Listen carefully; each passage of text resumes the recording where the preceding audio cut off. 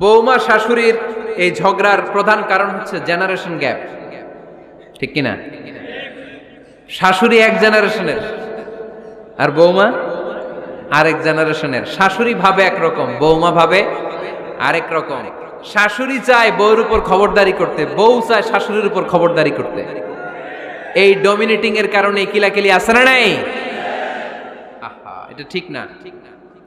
আমার শাশুড়ি মায়েরা যারা আছেন, প্রথমে শাশুড়ি দিয়ে শুরু করি। আমার মাইকের আওয়াজ যে ঘরগুলাতে যায়, আমার শাশুড়ি মাদেরকে বলবো, বউদের উপর অত্যাচার করবেন না। ছেলেরা প্রশ্ন করে, তোর কাছে তোর বউ বড় না আমি বড়? আছে না নাই? এটা একটা প্রশ্ন হইল।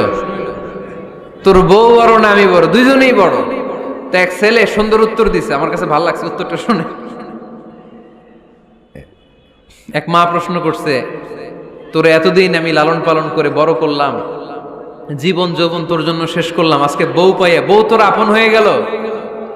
এবার ছেলে উত্তর দিছে, মা, আমার মুখ থেকে মা ডাক শোনার জন্য তুমি কি কষ্টটাই না করছো জীবনে। 10 মাস আমারে পেটে ধারণ করলা, খাইতে পারো নাই, বমি করছো, খালি ওষুধ খাইছো, তোমার পেট কেটে আমারে বের করা হয়েছে, 2 বছর আমারে দুধ খাওয়াইছো, পেশাব পায়খানা পরিষ্কার করেছো। বয়স যখন 3-4 তখন তোমার আমি মা ডাকছি, এই মা ডাকটা শোনার জন্য তুমি এত কষ্ট করছো। আর আরেকবারের মাইয়া এই ঘরে আইসাই তোমার মা ডাকা শুরু করছে। যেই মেয়েটা তোমারে মা ডাকে সে আমার আপন হবে না কেন মা? ঠিক কিনা? এই মা ডাক শোনার জন্য তুমি এত কষ্ট করলা, আমার লালন পালন করলা, 10 মাস পেটে ধরলা, পেশাব পায়খানা পরিষ্কার করলা, এরপরে মা ডাক শুনতে পারছো।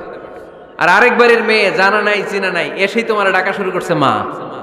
তো যে আমার মারে মা ডাকে তার স্থান তো আমার কলিজায়, ঠিক কিনা? শাশুড়ি আম্মারা যারা আছেন, প্লিজ বৌমাদেরকে কষ্ট দিয়েন না। অনেক শাশুড়ি আছে পান থেকে চুন খসলে রেগে যায়, পদে পদে স্ত্রীর ভুল ধরে, বউয়ের ভুল ধরে, আছে না নাই? এটা করবেন না। সে তো নতুন, আপনার অনেক এক্সপিরিয়েন্স হতে তার সময় লাগবে, তাকে সময় দিন, তাকে ভালোবাসুন, ঠিক কিনা? না বুঝে সামান্যতে বৌমারে বদদোয়া দেয়, এরকম আছে না নাই?